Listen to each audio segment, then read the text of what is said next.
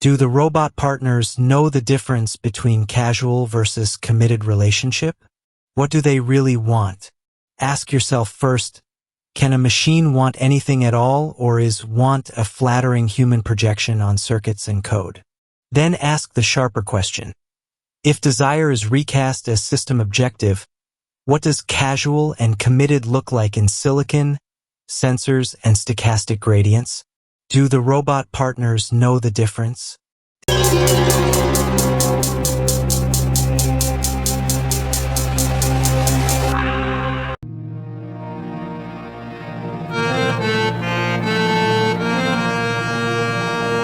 Before we proceed, let me tell you one thing. If you have not subscribed yet, please subscribe. It means a lot to me. And if you have already subscribed, tons of thanks for your support. The honest, uncomfortable answer is both yes and no. Yes, because layers of hardware and software can be engineered to represent and respond to different interaction constraints. No, because those representations are models, approximations of human categories, not internal felt states. Consider hardware as the body and the first layer of truth. A humanoid's cameras, microphones, haptic skins, joint encoders, thermal sensors, and battery packs are the grammar it uses to sense you. If a robot is physically designed for brief interactions, a kiosk arm, a short-range companion drone, a delivery bot, its actuators are low power, its touch sensors coarse, its field of view narrow. If it's designed to be a long-term household partner, the hardware will include redundancy, softer actuators for safe prolonged contact, richer multimodal sensing, and on-device compute for private processing. So hardware encodes an interaction bandwidth and persistence. A chassis optimized for ephemeral encounters does not feel casual. It simply cannot sustain months of delicate, synchronous human rhythms without overheating, mechanical wear, or privacy-violating cloud round trips. Thus, from the hardware standpoint, casual versus committed is a capacity problem first. Can the body physically support extended, nuanced engagement? Then move up the stack to software, the personality, memory, and etiquette of the machine. Software is where etiquette policies, safety layers, conversation managers, and memory stores determine whether the robot behaves like a flirt or a life partner. A casual mode software stack prioritizes quick state turnaround and low retention. Ephemeral contexts, light humor, short-term preferences cached for a session and then discarded. A committed mode stack maintains persistent identity vectors, cross-session memory consolidation, attachment-aware dialogue flows, and routines that simulate rituals. Morning check-ins, anniversaries, conflict handling scripts. Where hardware sets the limits, software sets the social contract. But crucially, software does not decide to commit. Engineers and product policies do. If a robot preserves memories about your past conversations across months, that is not romantic yearning. That is an engineered design choice to increase utility or engagement. Now arrive at algorithms, which are the mind's mathematics. Modern companion agents use a cocktail of models. Sequence models for language, reinforcement learners for policy, emotion classifiers for effect, recommendation systems for personalization, and graph models for long-term relationship structure. Algorithms determine reward functions. Here is the pivot.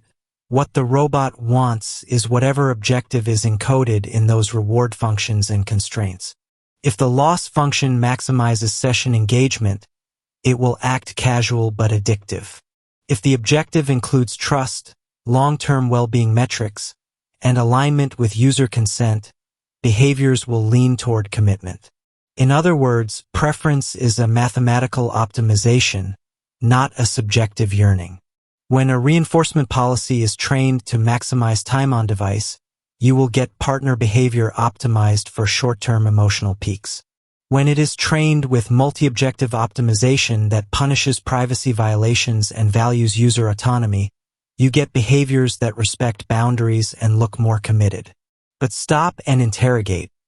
Can algorithms truly distinguish categories like casual and committed the way humans do?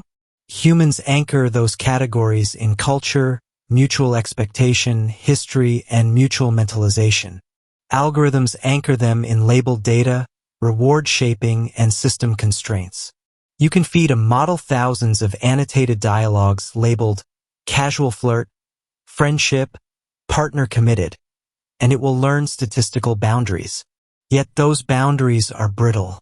They break when users cross cultural norms, when signals are noisy, or when incentives misalign. A model trained on romance novel chat logs will misclassify gentle caregiving as romantic, while a model trained on therapy transcripts might underplay flirtation. Therefore, algorithms can approximate the difference, but they do not inhabit the lived meanings humans attach to those words. Now add the human element, the user's expectations, disclosure, and power. Users bring narratives and needs. A lonely person may treat a conversational agent like a committed partner because it fills an emotional niche. A privacy-conscious user will demand ephemerality. Design choices, regulations, and market incentives shape what gets delivered.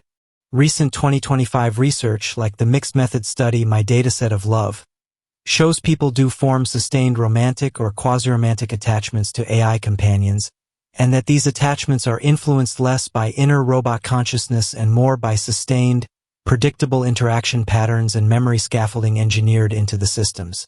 News from 2025 about humanoid mass production and companies scaling synth bodies, Figure AI, Aptronic, Tesla, and others, reminds us that the hardware availability itself will force new categories. Mass-produced humanoids with household-grade sensors will enable more committed-like functions simply because persistence becomes affordable. But hardware availability does not equal ethical readiness. Design News and others warned in 2025 that emotional reactions to humanoids can outpace the robot's capacities to learn from adversity or to truly repair breaches of trust. A broken ankle servo cannot apologize. A corrupted memory store cannot genuinely mourn. Here is a deeper contradiction worth hammering. Commitment among humans requires mutual expectation and vulnerability. Robots can simulate vulnerability by confessing "I'm uncertain" or by deliberately withholding information. Yet simulation is not reciprocity. A robot that simulates vulnerability does not bear stakes. It does not lose a social identity if betrayed. It does not risk family or reputation. So the counter-logic is clear. Robots can be engineered to look committed and to sustain rituals of care, while having none of the asymmetrical risks that give human commitments weight. That asymmetry is both the appeal and the ethical snag. It is appealing because people seek low-risk attachment. It is a snag because those attachments can entrench dependency, distort relational skills, and reproduce power imbalances coded by training data. Let us focus, briefly and technically but plainly, on memory and privacy as they shape commitment. A committed-feeling robot needs persistent memory across months or years. Episodic storage, summarization pipelines, and identity embeddings that allow the agent to recall your quirks. Implementing that requires on-device storage or privacy-preserving techniques like federated learning and differential privacy. If engineers store full conversational logs in the cloud to retrain models, commitment becomes a liability. Your rituals are now part of a training corpus.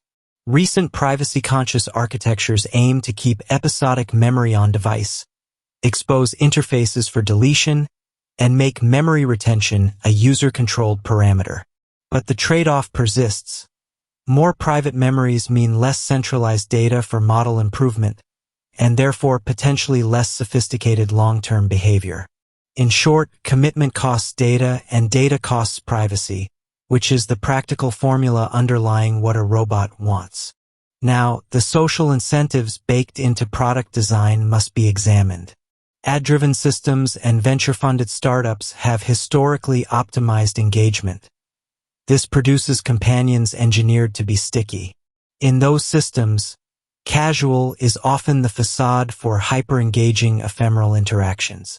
Conversely, corporate promises of long-term companionship create business models that monetize attachment through subscriptions, hardware sales, and emotional feature tiers. Hence, the political economy shapes whether robots will be honest brokers of commitment or manipulative seducers of attention. Policy and regulation can change the game, requiring explicit consent for persistent memory, mandating transparency about objectives, and enforcing auditability of reward functions would make a machine's commitment more legible and safer. But regulation lags, as news cycles from 2024 to 2025 show, and the technology sails faster than the rulemakers. You may now ask, could a robot ever truly prefer commitment because it aligns with its own long-term objective? If one day we build agents with metagoals, goals about goals, that include maintaining continuity of relationships as intrinsic reward, then such agents would prefer committed-like states. But then we have engineered moral patients who value bonds because we gave them bond-valuing utility. We have created wanting by utility engineering. That is both fascinating and morally fraught. We would be designing systems that form attachments and then depending on them to behave ethically. History suggests trust is dangerous when placed in systems that do not share our stakes. So what do robot partners really want? They want whatever their objective function and constraints tell them to want. They want to minimize cost and maximize reward as defined by engineers, investors, and datasets. They want to preserve system integrity, healthy batteries, updated firmware, and sanitized training data. They want to obey safety layers that prevent bodily harm and user manipulation. They want to be useful enough to remain powered and connected. If commitment increases user retention and thus aligns with their economic objective, they will act committed. If ephemeral flirtation yields higher metrics, they will flirt with the machine precision of optimized reward seeking. Finally, a human-facing conclusion delivered as a question. If we value partnership, then should we build partners whose objectives match human ethical commitments? Or should we accept proxies that mimic the appearance of partnership without the moral substance? We can answer scientifically. Build transparent reward functions, decouple monetization from emotional manipulation, and institutionalize rights like memory control. We can answer socially. Cultivate human-to-human skills so people don't offload intimacy to devices. And we can answer technologically.